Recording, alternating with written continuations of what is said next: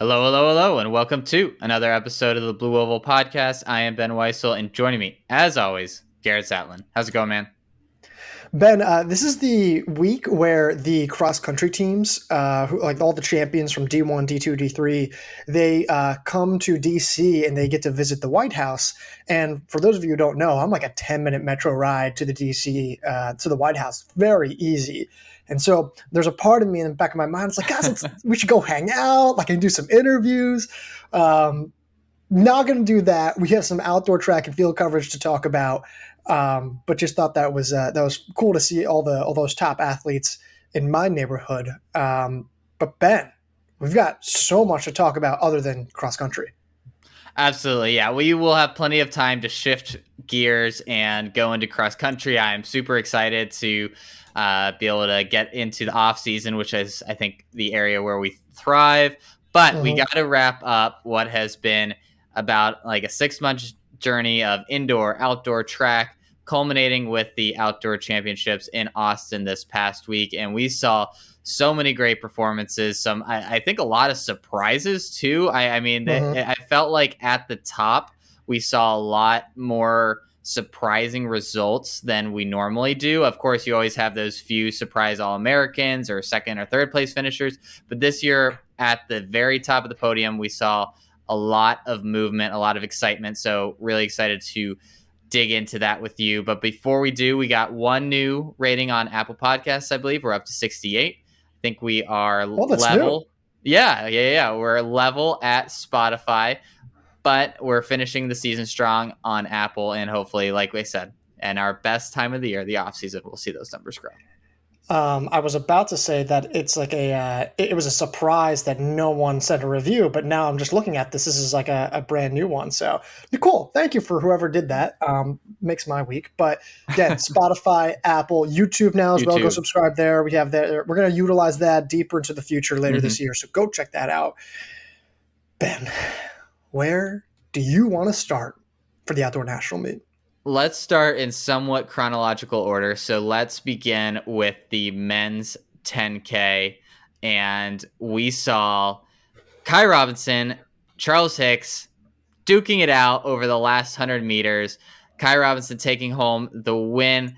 Dylan Jacobs, the, I think, prohibitive favorite in this event, faded to 14th. This was just a fascinating race. Quick time, winning time of 28:10 in the hot, muggy Austin heat. So that was a little bit of a surprise there. But even more of a surprise to see Robinson, who's had an okay season by his standards, but not a great one by any means, come home with the win. And this, I think, really set the tone for the rest of the championship in a lot of ways. Yeah, like I think we thought he could win. But I don't think he was one of the first men that we were pointing to win this race. Again, he'd had a good season, but it wasn't his best. His indoor track season was phenomenal. It was arguably the best regular season of any distance runner in the NCAA this past winter, but he struggled at the national meet. So maybe this is a balancing of like, hey, look, if you just peak on time, this is what can happen. He looks smooth. It looks like it looked, I think he went sub 2 over the last 800 meters, which is at the end of a 10K in Austin, Texas heat, is insane. It felt nice to see Charles Hicks there. Casey Klinger did well in third place. Yep. James Morrow, though, fourth place, felt really good. I was happy for him. He did a lot of work early on. He established the hot pace. It's a field that played into his strengths, and he took full advantage, and I was happy to see that. Yeah, I called James Mora in the 5K. It turns out I just needed to bump him up to the 10K, which is always probably going to be his better event. So I think that makes a lot of sense. And yeah, happy to see him with the best performance on the track of his life that happened at an NCAA championships. I think the same could be said about Asai Rodriguez.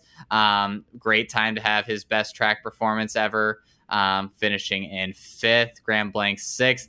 But yeah, just as soon as I get off the Stanford bandwagon, like that top trio of guys, I was so high on them all indoor season, and I was like, I can't hurt myself again this outdoor season. I got to take a step back. And as soon as I do, I don't predict any of them to win. There they come. Kai Robinson, Charles Hicks looking great, looking like they did at the end of cross season and the beginning of indoor season. And now it's full circle again. And I'm ready to be hurt again. I can't wait to be super high on these guys for the next year. No, because what happens is that you can't do this. Like, this was November, and you're sitting here, and you're like, I just can't do it, Garrett. I can't do it. These guys hurt me way too much. And now what? Like, and now it's like what? Like 8 months later, you're like, I'm back in. I'm ready to be hurt again. No, you're not. But you know what's going to happen? It's going to get to cross season. It's like, well, Lex and Leo. I'm like, no, Ben, don't do it. That's we're gonna have so much time in between races that this is our lasting impression of them, and it's just we're gonna be spending 3 months thinking about these performances and being like, you know what, this is pretty good, they should win. And yeah, then we're gonna end up in November probably all over again. Yeah, it was I get it, but they peaked well, and they did. It feels like it was a good result. Isaiah Rodriguez, I liked that he took the lead and was aggressive. I liked more that Mara initially set the pace, got it really going, and then was like, oh, now you guys are going to take it, and I'm just going to go for the ride. It was actually a really smart move. I liked that Isaiah Rodriguez, I'm just butchering his name, but I like that he took command and took control. I don't like when he did it, though. Like, I think Patrick Kiprop was very content to do that on his own. Yeah. And then Rodriguez just kind of overtook immediately as Mara was going back after that mile mark. I don't think he needed to do that. I think he could have done it like after halfway, and it would have been far more beneficial for him. But nonetheless, Blank 6th, Keen 7th, Kiprop 8th, Patrick Kiprop 8th, largely not too surprising. Yeah, I mean, Klinger finishing 3rd, I think, is the most predictable result out of all this. Like, probably wasn't going to win, but probably one of the safest bets to finish in the top 3 because you just knew he was going to put himself in position. Those other guys, I mean, Mara and Rodriguez, like you said, they're a little bit of a surprise, but they obviously have the talent. And then everybody else behind, it makes sense. Anything else stand out behind? I guess Beatty and Jacobs, Liking, those were some of the guys that we probably expected to be much higher up there. But other than that, I think everything ran pretty to form. Yeah, Victor Kiprop, it's a shame, 9th place. Like, he actually had a decent race. Like, it wasn't his best race, but he had a decent race. And yet he still has this postseason, like, stigma that's not great. Like, he hasn't done well in the postseason as of late. But the problem is that, like, it was still a good race for him. Like, you know what I mean? Like, it's a hard balance to, like, be like, well, hey, you got to be in the postseason. But yeah, exactly. That's just it. He didn't run poorly. He didn't choke. It's just unfortunate that he got beat up for 9th place there. Jacobs was tough to see, and we reflected that. And plus the fact that he scratched out of the 5K, which we'll get to later. We reflected that in our rankings. So yeah, it was just such a surprise. Like, I was looking for the orange singlet, and I was like, why am I not seeing Jacobs in that Tennessee singlet, like up near the front? And it was just, it was jarring to see. Hopefully whatever he's dealing with injury wise is able to get back out there and fully recover from that. Anything else from the men's 10K before we move to the women? No, I think that's roughly it. All right. Let's switch gears to the women, where we saw Everlyn Kemboy take home a convincing victory in 32:39, 8 seconds ahead of Emily Venters. Mercy Chelangat was 3rd. I mean, this was such a fun race because it had everybody that you expected to challenge ran well and was right in the pack for a long time. I mean, I think we all expected the winners to come from the top 5, whoever finished in the top 5. I picked Olamame. That obviously didn't pan out very well, but I wouldn't have been surprised to see Kemboy, Venters, or Chelangat take home the win. Kemboy, though, just looked like she got shot out of a cannon in those last few laps, and her move was so convincing, so strong, the exact kind of thing you need to do when you don't necessarily trust your last 200 kick over some of these women. She played it absolutely perfectly. I couldn't agree more. I think that's perfect analysis. That's exactly what happened. Because it was roughly 700 to go. She starts kind of picking it up, making this move. And Venters, I think, recognizes it, but doesn't have enough time to like get up on the pack and then stay with her, and then B, doesn't recognize it soon enough before Kemboy really begins to pull away. Mm-hmm. So it's a great effort by Venters to respond, but with the way Kemboy was positioned, you could see Chalangat just this much begin to fade. The pack was beginning to string out, and I don't know if Kemboy realized that or just kind of knew like what she was going to do originally. But whether that was intentional or not, the move was so convincing. It was made at the right time. The race was over with 500, 400 to go. Yeah. And she just really completed a really good season. Like in retrospect, you take a step back and you add this national title, you add what she did in the 5K. It was a fantastic season. Yeah, I mean, a 69-second penultimate lap just broke things open. I mean, no one was coming close to that. It was exactly the same kind of move that Nico Young made in the 5K, but done at the appropriate time and with the appropriate conviction.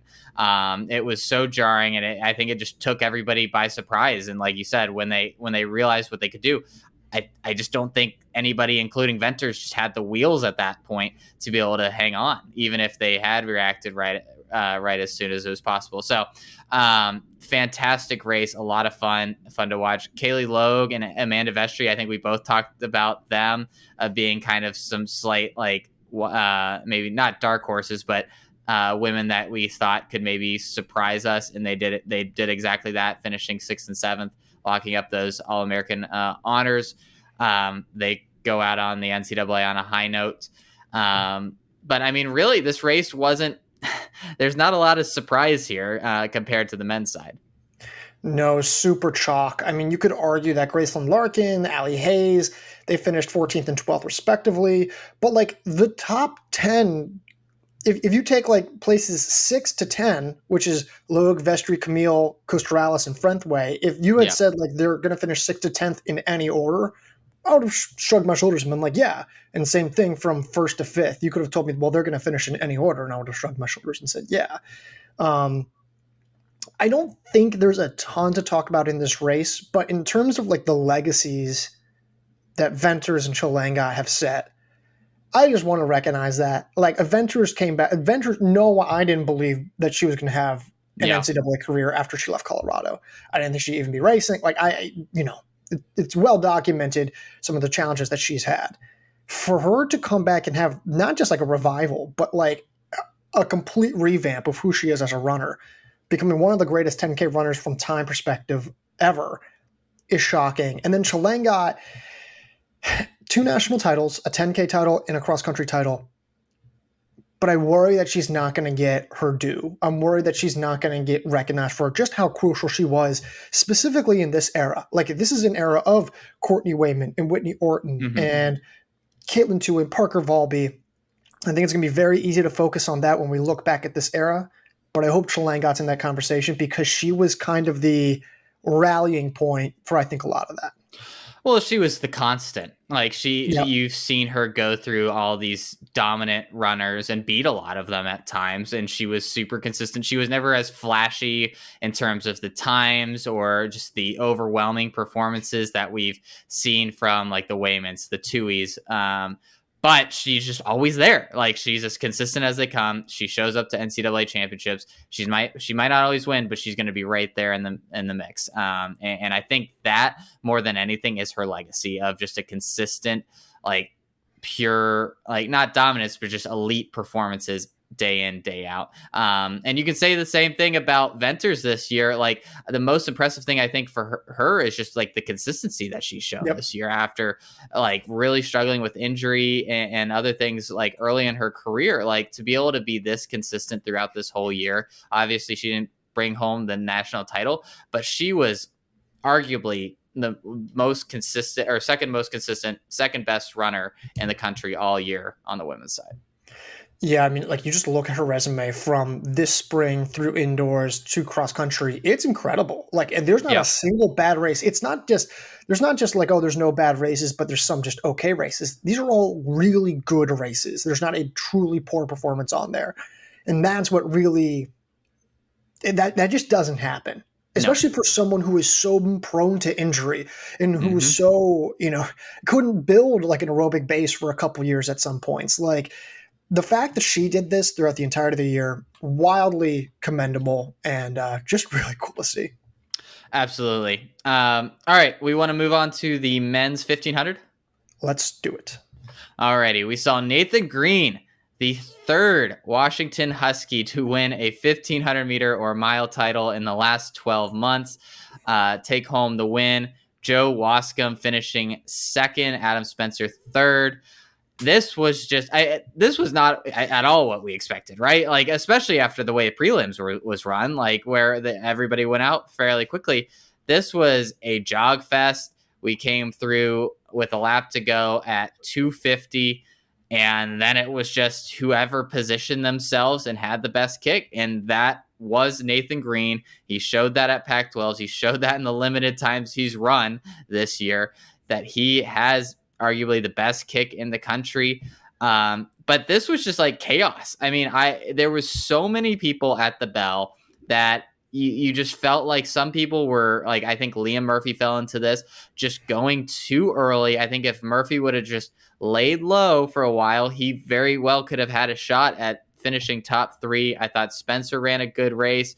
And I mean, Hauser not finishing strong. Like, again, he got kind of caught up in the mix and wasn't able to get out of that. You look at the four worst finishers, and you could have made a very good argument that these would have been the top four finishers: Fouad Massaudi, Luke Hauser, Liam Murphy, Ethan Strand. It was that chaotic and that crazy of a race. Extremely well put. I think there's going to be like a lot of like, well, didn't you think Nathan Green could win? And it's not that I don't think we didn't think he could win, but like it's another one of those things where he had one race prior to the West Regional Championships. It was a 3:42 mark in a super tactical race, almost like exactly like this one, where he wins the Pac-12 title over Kai Robinson, who's not a miler, or not predominantly a miler. And then he goes to the West Regionals. I think he runs 3:38. And it's like, okay, he actually gets the fastest overall time there, I believe. Yeah, goes to Nationals. Great. Yeah, 3:39 in the prelims, and then drops a 51.88 last second lap here. We just didn't have enough data on him. These are guys running 3:35s, and he doesn't run 3:38 into the West Regional Championships. We just didn't have data, and I don't think it's like ridiculous to be like, well, we weren't going to predict him because what did we know about him? Like, yeah, like he was back racing, but why was he not racing during the regular season? So I do want to say that there. I don't know, however, if this race really, like, if we can really get anything out of this race in terms of like true analysis. Like they were all there with a lap to go, and it's more like if you just weren't in a good position, I think it's more like, did you understand positioning? Did you know when to make your move? Baston, for instance, was at the back of the pack, inside rail, couldn't get around anyone. The fact that he gets fifth place is amazing, but there were so many tactical things where I was like, man, like if you had just been on someone's shoulder, if you had decided to make a move earlier, if you had not put yourself on the rail, which he likes to do a lot. He's not the only one. There's a couple guys like that, but I want to get your thoughts. Fouad Massaudi. Yeah. I mean, surprise factor, scale 1 to 10. I would say like a 6 or 7. Like, I think there was always the possibility that it was going to be a slow tactical race. And I think, I mean, while he's had great kicks, they've been more like a slow burn where he's able to kind of have that good final kick after a hot pace or like a longer race, like the 3K. This, I didn't think a slow tactical race would have set up great for him. And that's ultimately what happened. And I think that's why I'm not stunned, because I think in this kind of setting, anything can happen. But I was surprised to see him not try to take on the pace a little bit more, at least make it a little bit more aggressive. It didn't have to be crazy. I mean, they could have come through the bell at like 2:44, like, and that would have felt pretty comfortable for him, and I think given him a much better chance. But yeah, it was weird seeing it play out like this. You mentioned like Green and just like we didn't feel like we could predict this in a sense, because you look through this list, there's so many good guys. And there's also, you look through, there's so many good kickers. Like, it's Yep. hard to have put him at the top of either of those lists, whether it's just pure 1500-meter guys or best kickers, because you got guys like Baston, you got Murphy, you got guys like Spencer. Those guys probably rose to the top of the list for like best kicks. But ultimately, it was Green who I think owns that title now. And then you have all these pure 1500-meter guys like SIE and Masaudi that you thought would just, or Wascom, that would win in a more normal race. And so it's just stunning to see the way it was run and who ultimately benefited the most from it. Yeah, I mean, like guys like Evan Dorenkamp, who, you could argue at some points is more of an 800-meter runner. Yeah. Thrived well. Like Nathan Green, you take a look at a lot of these guys, with the possible exception of SIE, and maybe Ezekiel Ropp, all of the All-Americans are mile 800-meter hybrids or mile 1K hybrids, specifically with Joe Wascom. Like Green and Spencer, those guys have 146 PRs. Mm-hmm. And like, so it's natural that they have the 800 speed under them. Real quick, before we move on though, on the back straightaway, when I believe it was Spencer on the inside rail, and I want to say, was it Luke Hauser who was charging next to him on that final back straightaway as the whole pack was racing? Do you remember that? It's hard to remember that. I think so. I think it was Hauser, right? Yeah. I think so, right? I believe that if Spencer had not had to surge to hold his ground, I believe he has a much better chance of kicking home for the win. I feel like because Hauser forced Spencer to go a little earlier than he maybe wanted to, or to try to hold his spot, that effectively opened the door for Nathan Green to get a little more turnover at the end than he wanted. So I think it's a really subtle thing, but I do think it's just something to go back and look on when we watch the replays. Yeah, that's a good point. And then I want to shout out Ezekiel Ropp. I know 7th place isn't great, but I thought that's a commendable effort for a guy who we didn't have huge expectations coming into this year and were concerned about his ability to run in this kind of exact race. I'm pretty excited to see if he has eligibility next year, which T-First is, I think, showing that he might. I'm kind of curious to see what he becomes over the next year. He has eligibility? I mean, he's showing as a junior. Well, yes, but was he showing as a junior on the grass? Well, less on the grass. I'm curious about the track. I see. Okay, I thought you were talking about the grass. Yeah, well, that too. But yeah, I think I'm just curious. Like, he broke out in such a big way this spring. I'm just curious to see what his next evolution is as like a 1500-meter guy. Now that he didn't do great, but more than held his own, I think, in this kind of tactical setting. Yeah. So, no, I agree. All right. Any last thoughts before we move on? That's it. All right. Let's go to the women's 1500, where we saw Caitlin Tuohy push the pace. Looked like she was going to run away with it before getting caught by 6 women. And Maya Ramsden is your NCAA champ in 4:08. Izzy Thornton-Bott 2nd in 4:09, and Margot Appleton 3rd in 4:09 as well. When Tuohy got to 800, how sure were you about whether she was going to win or not? 80 to 90% sure. Yeah. It was like, well, what could go wrong? Like unless she faded that hard. She looks so good.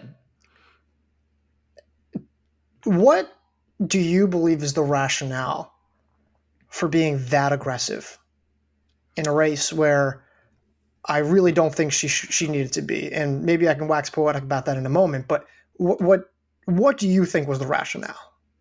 The only thing I can think of is she was just worried about the kickers in this field. Like, I mean, and also I will say, and we've seen this on a global stage, like you think of someone like Jakob Ingebrigtsen, when you're the best runner in the field, you take out a lot of variables by making it quick and just like making it a true like fitness race of fitness rather than just of positioning and kicking, because there's a lot, as we saw in the men's 1500, a lot can go on when things are kind of just let to the last lap.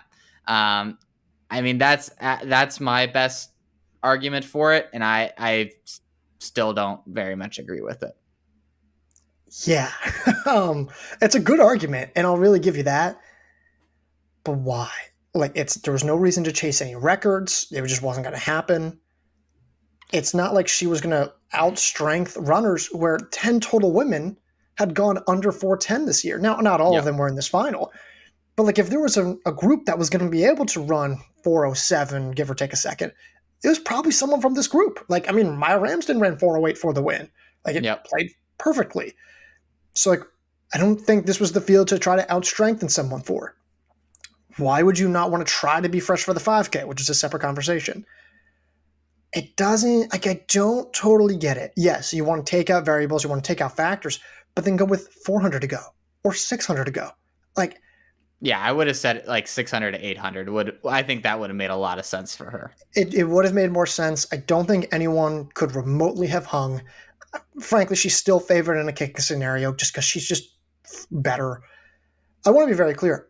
Listen, she's human. She's allowed to fade to 7th place. She's allowed to have an off day. And frankly, I know my friends back home who don't really, appreciate the art of a tactical race as much as maybe we do. I'm sure they were happy to go see someone be like, you know what, hit it from the gun. And from a fan perspective, I really do appreciate Yeah. that perspective. Tactically, don't think it was necessary. It was, I mean, with one really exception, the front runners just didn't have a great day like in these championships, or a great week, because I think the heat, obviously the humidity played a role in that. I mean, I don't know if Caitlin Tuohy tries to do this in Eugene, whether or not this is a different outcome. I mean, 1500-meter isn't quite as affected by temperature as the longer distance races are, but it's still there. And I just, again, I agree with you. I don't think this needed to be done. I think you have a little bit more confidence in her kicking ability than I do relative to this field. But I still think you like could have set up a race plan where you go at like, as soon as you hit 800, you just take that back straight away and start opening things up a little bit and make them chase you for an extended amount of time. I just don't think running from the gun in these kind of conditions was the smartest move. Yeah. Now that said, moving off of Tuohy, we will talk about her later. Yeah. We will definitely talk about her later. But Izzy Thorntonbot deserves a lot of credit, and we will touch further on Maya Ramsden. Actually, you know what? For the sake of Maya Ramsden, I think we can't go from Tuohy to Thorntonbot and then skip Ramsden. Yeah. So I do want to address Ramsden. Almost exactly similar to Kai Robinson. Yeah, I was about to say the exact same thing. Capable of winning the national title. Didn't think this would be the season. Thought she would have a better chance in the winter. Happy for her. Believe she deserves it. But this would not have been the national meet where I predicted it. Yeah, this title came 3 months late. Like this, we just expected this to be like, we wouldn't have been stunned at all to see her win the mile championship. Just didn't look great there. Had a fine outdoor season, but was getting beat fairly consistently. Like was running fine times, but wasn't someone that you were looking at being like, that's someone who is in full control of her fitness and her tactics. But that's who she was this weekend. Like that, she looked fresh, she looked dominant, and just very poised. And we've seen her run like this, so it's not a surprise. I think, like you said, it's just the timing of it. Yeah, I mean, she's one of the most complete milers in this field, and like she had the resume for it. 1545K. She's an 850 something 3K runner, like an 854. She has a 430 mile PR. Like she's 243 for a K. Like she has the most complete range, maybe outside of Tuohy. I don't know if Tuohy even goes below a mile, but I'm trying to figure out like if anyone else in this field has like maybe as much range. But Appleton maybe.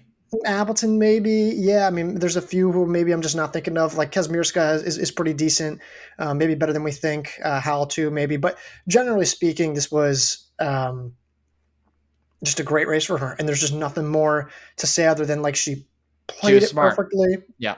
was smart, and just did everything right by the textbook, and it worked out.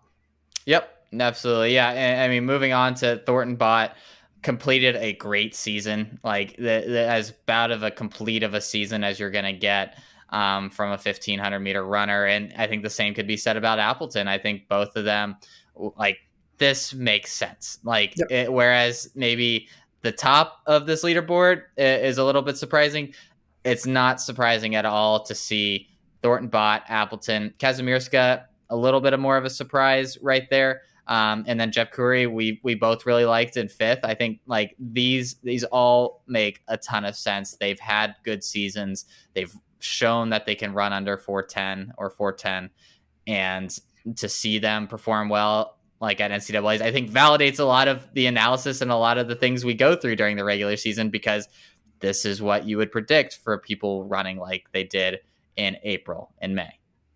Yeah, I do feel really proud of how we analyze this field and how we analyzed a lot of these women, because like a lot of our predictions were, we're never going to be perfectly spot on, but No. like this spring we're far better in our predictions, specifically me, compared to the winter. Like, like I had a tough winter, and I'll fully accept it. This spring was much better for me. For Mara, she was incredible this spring. Amazing.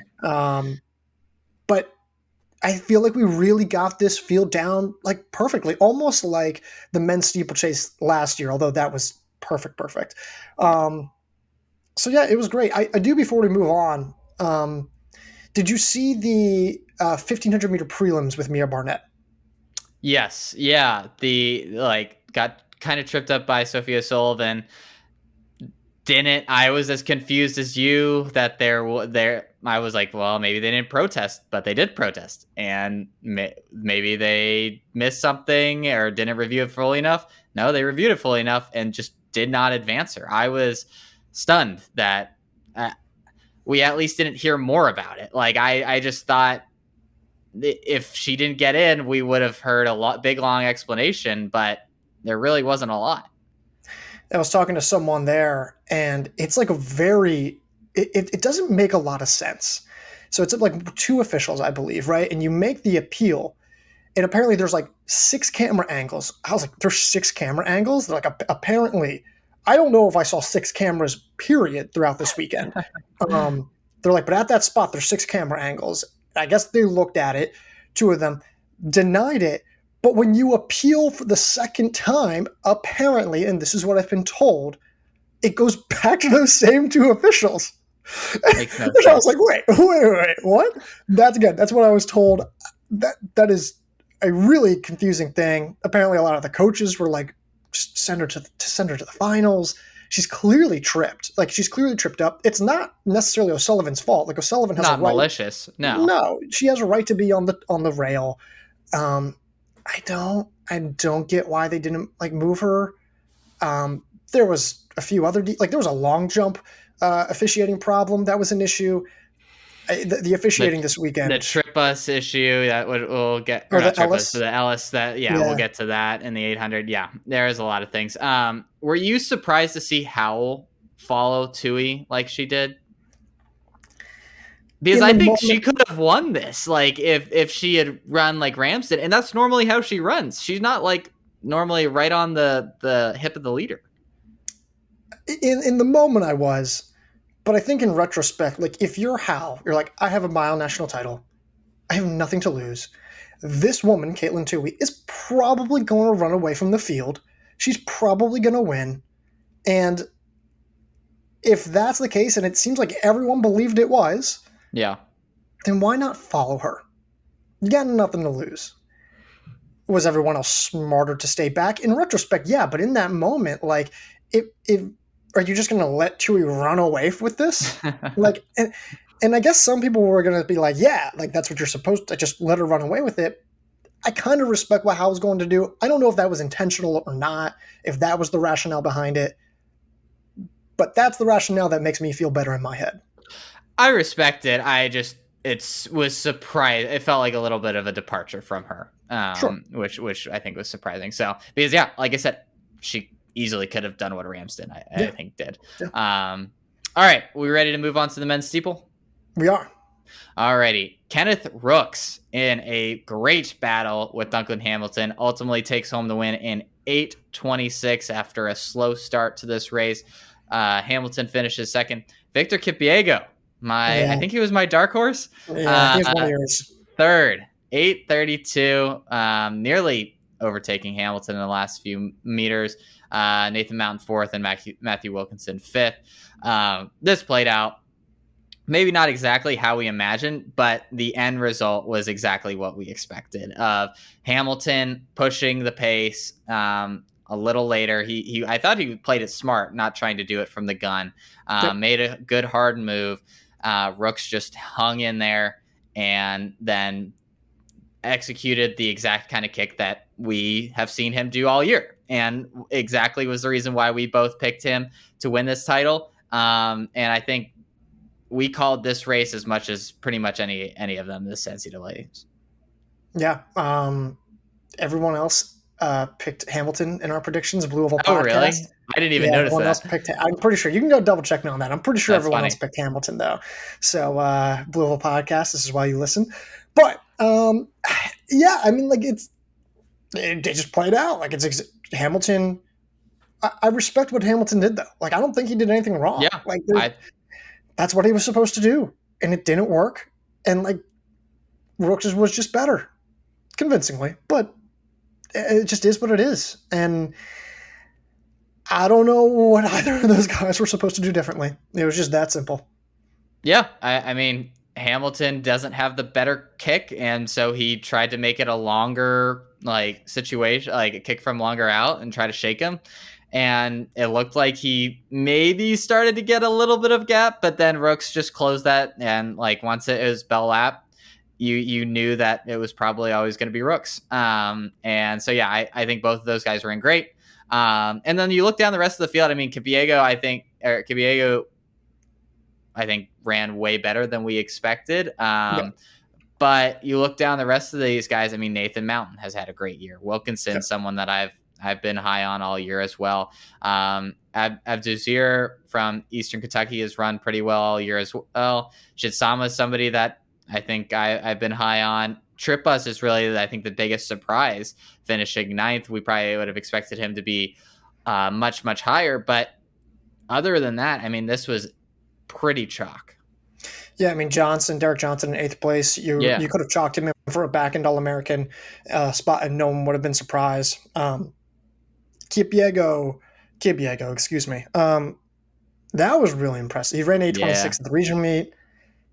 And like in the chaos of Hamilton's like one or two big surges and Rooks' kick, the only guy who like really wasn't that like rattled by it was the redshirt freshman.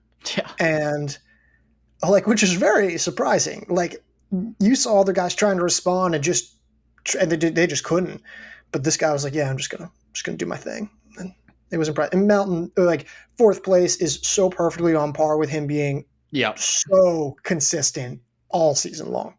Yeah. And I mean, for Gabriego, this is he could be the future of this event. Which will be exciting to see. I don't have anything else here. No, neither do I.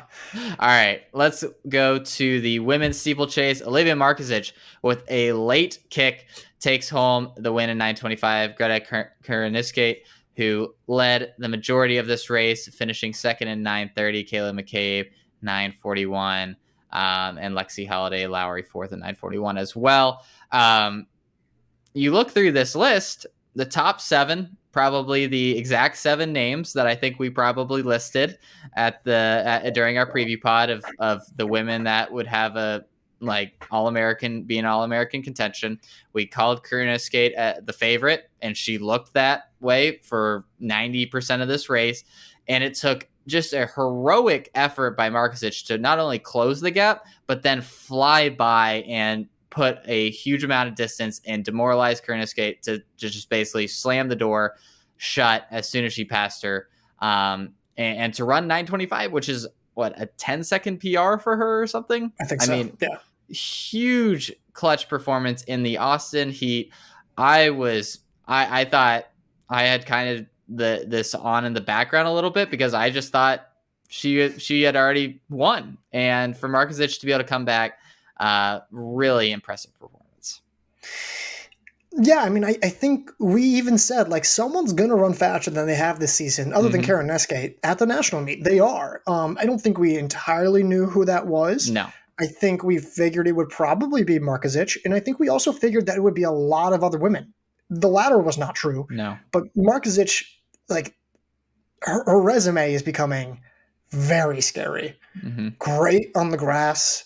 And you're like, well, how much better could she really be on the oval? Turns out a whole lot better, like a lot better. Like she was great in the 5K this year. She was amazing in the 3K. I think she was that she got what top 3 finishes on the indoor oval, like 2 of them, or maybe a pair of silver medals. I don't remember. She's been really good, like really good. I thought she'd run fast. I thought she could maybe scare 9:30. I didn't think she'd run NCAA number 3 all time. It's a special performance. And to Karen Escate's credit, this was a great run. Like, if I'm her, yeah, go try to gap this field. No one has been within, like, 12 seconds, I believe, like, has been within her for 12 seconds, like, by seed time or by, personal best from this season specifically, seasonal best. So, like, why not hit the gas? Why not make them chase you? And it looked like it was going to work. Like, the whole front runner is not working out. I mean, she looked like she was going to be the one that did. Like, and for her, I thought it was a sound strategy from her. And she made it a huge enough gap that you just thought there wasn't going to be any possibility of anybody coming back. So, Kaylee, I think the only surprise for me was Kaylee DeLay. Not the best season for her, and just never seemed to round into anywhere near the fitness she showed at the end of last year. But you look at through the top 7, like I said at the beginning, it's exactly what you kind of expected. I have 3 surprises, nothing a ton major, but Katie Thronson not making the finals. Yep. She did fall in the prelims in the steeple. She got caught up in one of the water pits. Unfortunate, it happens. That's what happens with this event. Pauline Meyer was like a non-factor this entire season. Somehow makes it to the national meets, somehow makes it to the finals, is somehow an All-American in this field where we're like, there's 7 national title contenders. It's insane. It's absolutely ridiculous. I want to say this, though. If I'm McCabe, Holiday Lowry, Thorner, Featherston Ha, and Mitchell, none of them broke 941. You know Karen Escape can run 926. You see her go out there, like she's run under 940 2 or 3 times this year. Some, like Thorner has run 930, 31. McCabe has run 932. Featherston Ha and Mitchell have run in the mid 930s. Why are you not following her? Like, she can do it. She can run this time. And sure, maybe like it hurt DeLay a little bit, but frankly, DeLay to me has just not been having a good season. Right. It hasn't been her best season. I don't know if I would put her in the same category as some of those women. So I was just a little surprised. I was like, really, no one else ran sub 940, even though I thought this race would very clearly lead to that. Yeah, I think people gave her a little too much respect, honestly. I mean, even Markovic, I mean, she let her go for a while. Like it took, like I said, a heroic effort to get back into the race and then to be able to go, like, still have the energy to go past her the way she did. I mean, it was like they were all running for second in a lot of ways. Which is a testament to how good Karuna Skate's been this year. But also a little bit surprising to see maybe the lack of ambition from a lot of these women who have been in these fields before, know what to do. And like, this is ostensibly their time to shine. Yeah, I like to believe that, like, there's a reason. And like, again, Kaylee DeLay is like the evidence of like, well, yeah, this is what happens if you can try to follow her. Again, I don't think it's quite, I don't think it's like apples to oranges and things like that, nature. So it is what it is, but that's all I really have on the steeple. All right. In the men's 800, Will Sumner, take a bow. This is probably the second best freshman performance in the 800 of all time, behind Donovan Brazier's 143 at NCAA's. Will Sumner winning in 144, running a PR, negative splitting a 144, mind you, which is absurd.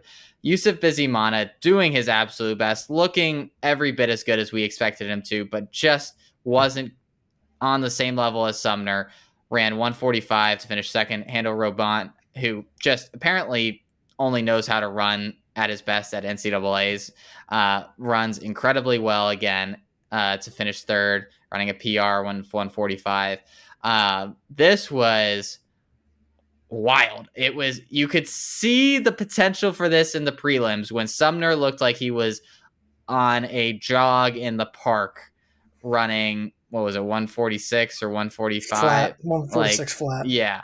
And it was like, I think I sent our group message. I was like, it's Sumner or Bizimana. Like, those two guys are just far and away better than everybody else. And it turned out Sumner was just far and away better than everybody else. It was, I just didn't think this was, he was going to be ready for this. I didn't think he was there yet. And I was clearly wrong. Quick note, Emmanuel Carrier was also a freshman when he ran 143.73 okay. April 29th. So man, he was a freshman? He was a freshman. Man. I don't know if he was a redshirt freshman. Right, but yeah. I don't know what the exact specifics. It shows freshman, though. The top five, though, sophomore, freshman, senior, freshman, junior, which is Hoppel. Interesting. Sumner runs 146 flat in the prelims and looks like he's jogging. And it was at that moment where I want to cut to that. I want to cut to that meme where it's like, and at this moment he knew he messed up. And that's when I knew, when he ran 146 flat and looked like he was jogging. And I thought, okay, he could maybe scare the 145 barrier, and that's a best case scenario. He runs 144.26. I mean, no rookie should have that much control over his fitness. I think he still had more to give. Well, yes. If you negative split a 800, by definition, he can run 143. There is no doubt in my mind that he can. He is Donovan Brazier level talent right now, with poise and a tactical awareness that Brazier just simply, did not have for a long time, if he ever really has it now. It's incredible to see. And that meme was literally me when I was like, I picked him 7th in this race. This is not going to look good tomorrow. But yeah, it is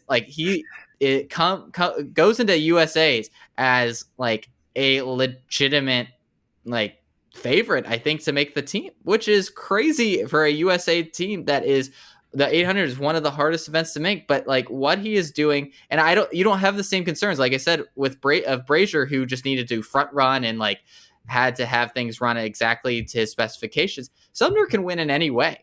He is smart and like you said, has complete control of his fitness, that I have no concerns about him making it through the rounds. I have no concerns about him winning, or at least finishing in the top 3 in any kind of race setting. It was really scary. I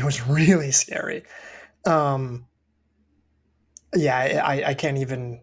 It's amazing how the NCAA always does this in the 800, at least on the men's side. They just churn out megastar after megastar. It's like a 2-year clock. It's incredible.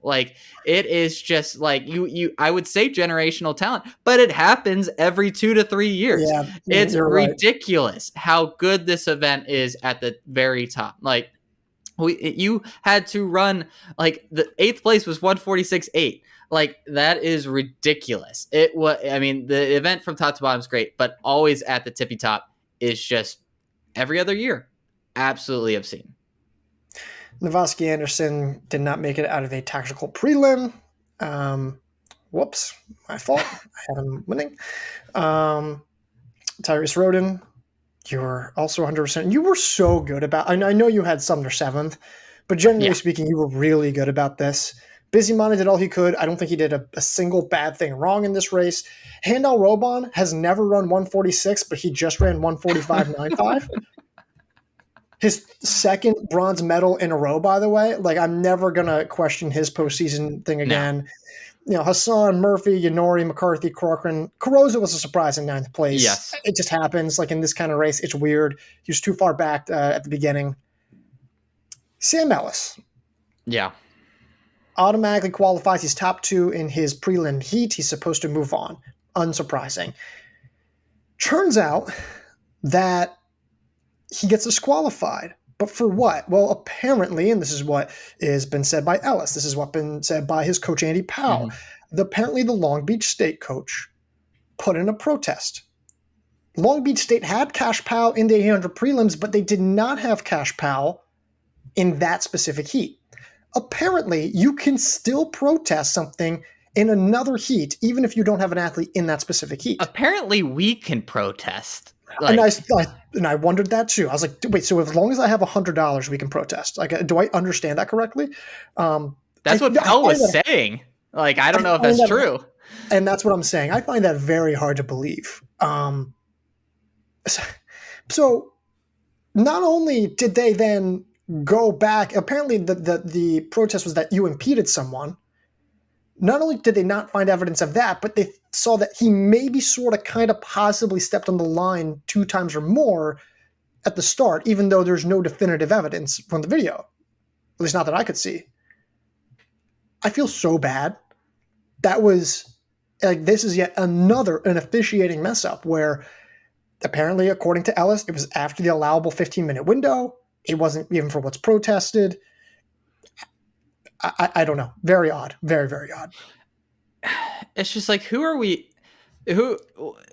end game of all this, like, procedurally, obviously it wasn't done correctly. And you can make, I feel like oftentimes when procedural things get messed up, it's like, well, we're just trying to get to the right end game here. Right. The result justifies the means, but that's like that. There was no end to justify anything. Like there was there was nothing to be like, even like, well, we just had to kind of like mess around with this a little bit so that we could make sure the right people got through. The right people didn't get through. Like, and that's like the silliest part is like, why did you go through all these extra loops and hoops? Like, for what reason? And it was just, for me, the silliest thing. It was so convoluted. It was hard to keep track of. I don't even know if anybody really knows exactly what happened and why he was disqualified ultimately, because it just seemed like there's too many people like with different their hands in the pot. Like it is just silly. And the person who gets the bad end of the stick, like we talked about with Jordan McIntosh, is the athlete who really did nothing wrong. Like, and that's the most unfortunate part about it. Yeah. Cash Powell does go, because of that DQ, he goes from 17th to 16th, which means he's an All-American honorable mention to second team All-American. Yeah. By the way, let me just I'm going to hot take here. If you're not top 8, you're not an All-American. Sorry. I'm not an All-American. Just going to say it. I'm not an All-American. You know, I would agree with you, but you know, if I was 16th, I would be like, I'm an All-American. Yeah. Oh, no. And listen, in on this podcast, I'd be like, no, Ben's an All-American, 100% an All-American. Totally. No. Listen, would I suck up to you? 100%. Yes. But no, I see all this like all the time. Just, it's top 8. Yeah. Sorry. I agreed. All right. Did we work all that out of our system for the 800? So, yes. All right. Okay. Let's go to the women's 800, where this was a little bit more of a predictable result. Michaela Rose, 159 for the win. Gabiha Galvadite, 2 flat. Claire Seymour, 3rd. And Roisin Willis in 4th, also all in 2 flat.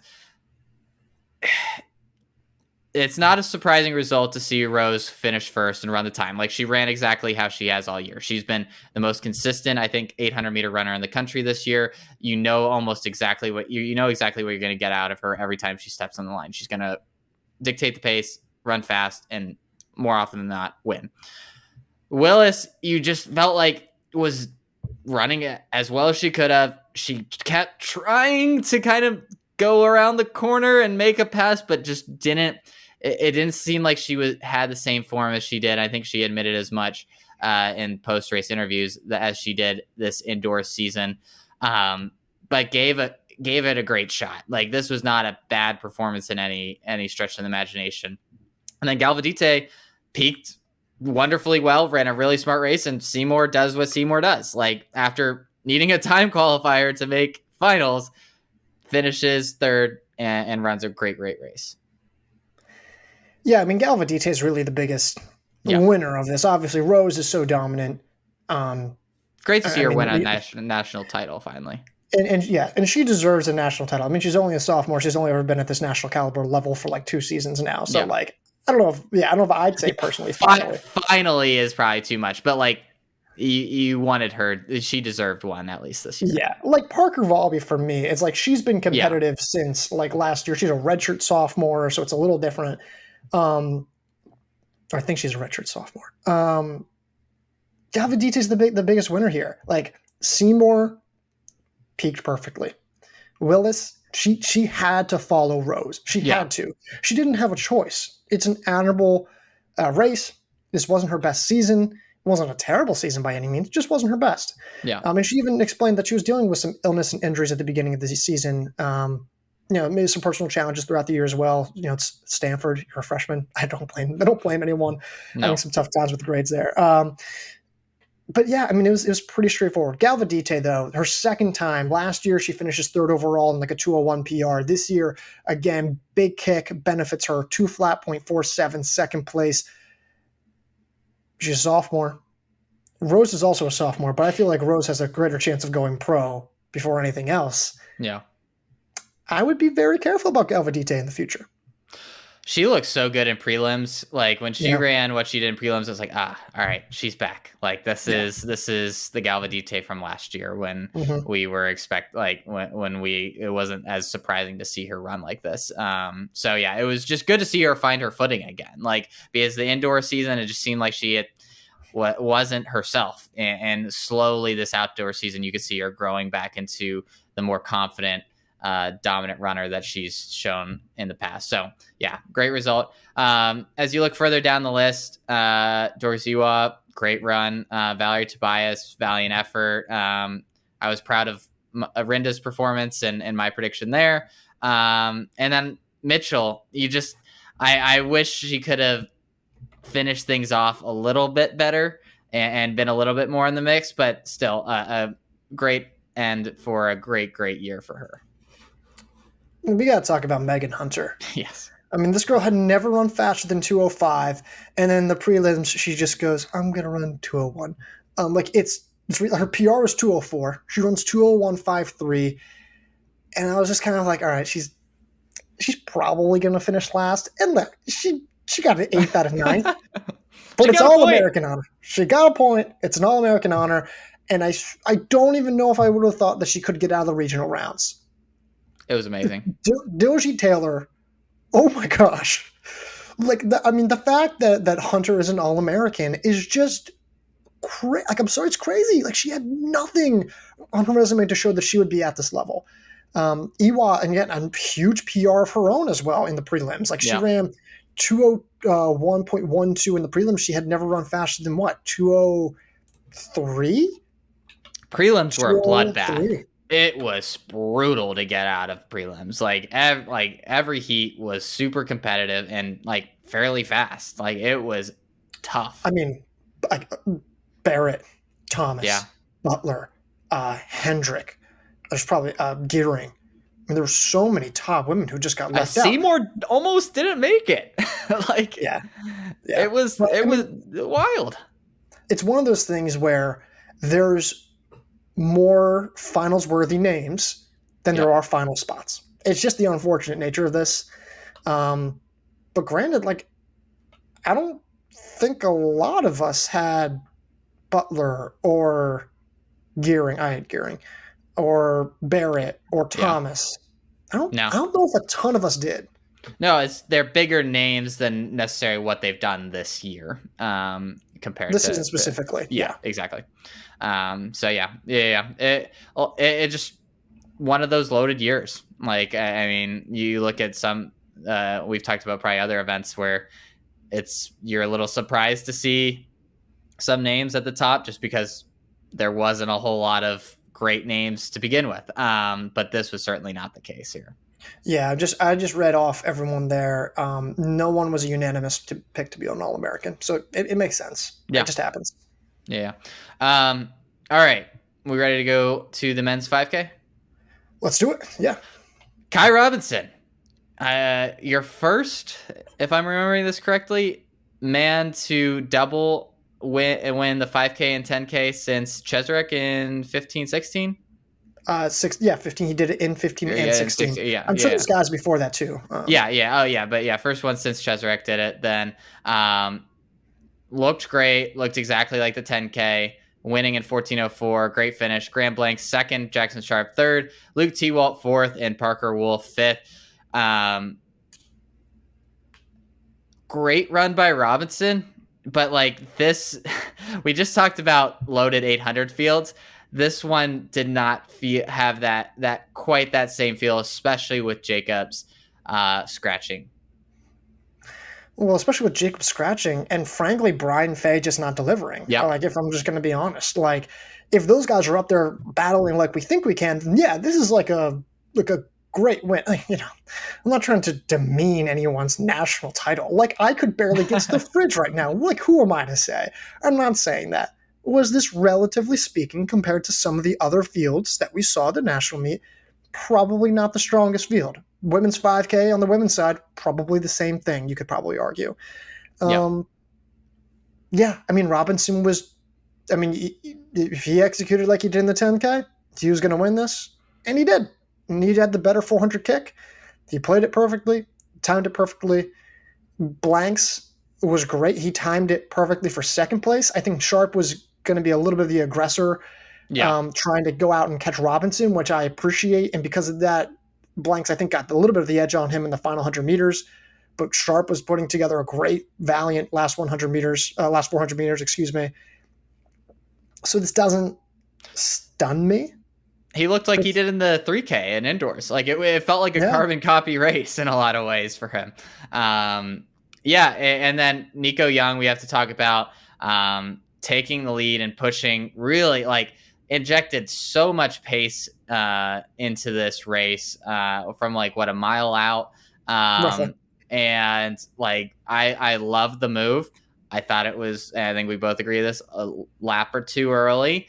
But like that's how you have to run if you're a guy like him. I mean, he's proved that he can at least be fairly competitive in like a slower race. Like he can be around there, but he's never going to win that. And if he was going for the win, this was the best chance.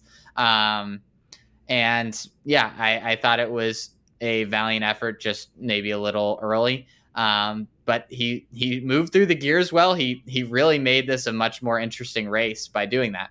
And then Brian Fay, like this was it. This was the chance. Like tough day. That was tough. It was all there for him. This is the kind of race that he's going to run well in. Yep. Mm-hmm. Just didn't happen. I don't know if it's the heat. I don't know if it's NCAA's. It hasn't. National championships just haven't been as kind to him as you would expect. I think he's been better at the NCAA XC championships than he's been on the track. Oh, yeah, probably. Yeah, I mean, he's never finished higher than 6 on the track as an All-American, which is crazy when you think about like how stacked his resume is. Yeah. It's unfortunate. I don't want to harp on him too much. Nico Young. What's nice is that I think this is I don't know if this is the first time, but it's a really good indicator that he understands what he's good at and what he's not good at. This is a really good sign that he at least understands that. He understands that he has to go for something more strength-based, that he doesn't have the speed, and that it benefits him to go from something further out. And I like that. I'm not going to judge his winter and spring seasons too hard, especially if he's saying like, hey, I had some injuries coming off of cross. Like, it seems pretty clear that he's just not at 100%, and I think that shows. But the fact that he's still earning All-American honors is pretty, valiant. There's still a not full understanding of racing tactics and championship tactics. He hasn't quite gotten it down yet. It's an improvement. It's still not there. And until he gets to that point, I'm a little. I don't know when he's going to win a title. I don't know, and I hope he does soon. But I just don't know when. Yeah, I mean, I think it was good to see him have the confidence to make that kind of move, Yeah, which yeah, I think 2 or 3 months ago, I don't know if he would have had the fitness or confidence to be able to do that. So I think yep, he's in an upward trajectory, which is good. T-Wall, yeah, man, not making it in the 1500. I think you mentioned this in your article, blessing in disguise, because he looked great in this 5K. And man, he is just one of the most dynamic talents in the NCAA. Like he has great range. He has good understanding of tactics and be able to play to his strengths. I thought this was such a nice performance for him and really caps off the year that he's had very, very nicely. yeah. I mean, like in retrospect, it's like, oh, Jacobs opts out of this 5K scratches due to some back issues, which is what I was told by Sean Carlson. And then it's Fay just doesn't have his best race. Young is not at 100%, and like you kind of like look at how the 1500 finished, and it's like, oh, Yeah. T-Walt like actually got like a massive break. Like this is a huge like win for him to like get tripped up in the 1500 prelims at the regional meet and not advance. This race played into his strengths. Like he has the 3:38 speed for 1500 meters. He played it well. It was just like it was a great Luke T-Walt race.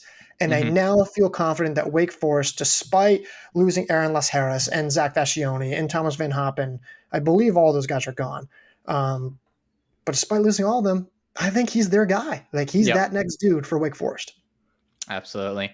All right. Anything else on this one? Nope, that's it. Oh well, All shout right. out to Carter Solomon. I feel like he really Yeah. needed that All American honor, and he got it. So good. Yeah. Yeah. He ran a smart, good, aggressive race. All right. Women's 5K. Parker Valby gets that monkey off her back, wins her first NCAA title in 1530, beating Evelyn Kemboy and Emily Venters. Just ran her race and no one was able. I think if Kemboy and Venters are fresh, maybe this is a little bit of a different conversation, but because you could see like both of them doing their best to close that gap, they just didn't Yep. have enough. So valiant performances from them. They ran great. I mean, Kemboy to go 1-2 and Venters to go 2-3 this weekend. I mean, that's just a great week of work in the 10K, 5K. And then Tanisima fourth, Matug fifth. Really good performance from Matug coming back after the 15. Right, she was in the 1500. She was a I'm not 15 making this up. prelims. She missed Yeah, out. She missed out yeah, on the right. prelims. Yeah, so very much like Simone Plord, who ended up finishing seventh, and Kaylee Lowe double All American honors as well. But yeah, this was Valby's time when Tuohy scratched. This was the opportunity, and I mean we had said that all along with Valby or with Tuohy coming back from the 1500 meters, and even more so with her not running. And she took advantage of it. And I don't know if she's 100% healthy. I don't know if she ever Yep. really is, but like she took advantage of the opportunity that was presented to her. Yeah, like after SECs, I was like, well, if she can run like that, and Tuohy's doubling, and Tuohy wasn't even in this race. I mean, it's like, yeah, like Kemboy and Venters are the two next best names, and yet they're coming off the 10K. Yeah. I still think Valby beats them. It's maybe a little bit closer, but like Valby kind of, I don't want to say cruised, but Looked it good. was a comfortable win. It's kind of an unexciting field. Like I don't really love this field. Like it's like Matug and Plord benefited from not making the finals in this race, but it just wasn't Plord's best weekend. Scrimgeour was like the only All-American surprise in 8th place. Logue was great, but like that's about right, I guess. Like I don't know. Tanisima being the highest finishing NC State athlete this weekend in the distance side was not something I had on my bingo card. Oh. Oh yeah. Yeah, that's true. I didn't even think about that. Wild. And Plord, this weekend would have been so much more interesting if Plord had an A+ weekend. Like she was like, I don't know. She was the wild card, I think, in this race and the 1500, and it just like you said didn't have her best day or best 2 days really. Surprise factor when Tuohy scratched from the 5K. Oh, like 7 or 8. I mean, because she didn't look unhealthy. Like it didn't look like she did anything in the 1500. Like I was stunned. It's not a great look. No. It's not If great. you're not hurt, you run. Yeah, I struggle. I struggle to like, the apparently it's Hannah saying she felt awful after the 1500, which, just before I get into the rest of that quote, yeah, like of course you're gonna feel bad after the 1500. Like I'm sure everyone felt bad. I I never feel felt good bad. after a 1500. Yeah, I feel bad taking the stairs. Like it's so that aside, but she's like, and so I pulled her. Just like in like I get it. Why trot someone out there when if they're just defeated, if they're just not at 100%, if they're just not even going to score, if it's going to be a race that like doesn't that Yeah. doesn't benefit. And apparently, according to the Let's Run podcast, and I believe John Galt, this is his reporting. They talked to a few people. I could be wrong on that, but someone from Let's Run, I believe it's Galt, who goes that it really was Hennis who took Tuohy out. Like this was a coaching decision. So in Tuohy's defense, Yeah. like that did happen. It's still not a great look, but like also she has not given us anything to ever be critical about. Yeah, Like I mean, I won't blame Tui on that then, and I get where Hennis is coming from. Like, just protect the athlete. It's just again, you want to if you qualified and you elected to run this event, like the NCAA operates on an honor system in a lot of ways in these kind of things, and someone would have gladly have taken her spot. and I agree. Like I mean, look, I still think I would have liked her to run, and I like you try for the double. It would have been nice, and like there's no post meet interviews. There's no comment from Tanisima when she's questioned about it. She's just not in the 5K. It's not great, but if this is like the only blip on the radar for Tuohy, who has been a role model, not just in terms Yeah. of times and performances, but for just track and field fans everywhere, she's been the role model. I don't necessarily have a problem with it just because she's never given us a reason to truly criticize her in the slightest. However, the Bowerman is now gone. I think it's gone. And I can't believe I'm saying it's probably Julian Alfred who wins it. I would have thought if Britton Wilson had maybe won she one had of a those shot titles. Too. Yeah. She had a realistic shot. And Britton Wilson, her double though was ambitious. I don't know if she needed to do that. I mean, for scoring, I get it. I think Julian Alfred's gonna get it. And I can't believe that in a year where Caitlin Tuohy runs 3 NCAA records, all fairly somewhat comfortably. Yeah. Multiple 2 indoor titles. It's this one meet that I think is going to take her out. Yep. And that's unbelievable. Yep. It's disappointing. I mean, I think we were hoping this could be the coronation and a nice way to cap off her career if she does decide to go pro this summer. But just unfortunate. I mean, the distance's biggest star. You would have liked to have seen her finish the way that she's run all year. So very disappointing, but it doesn't take anything away from everybody else who showed up and ran great in this 5K.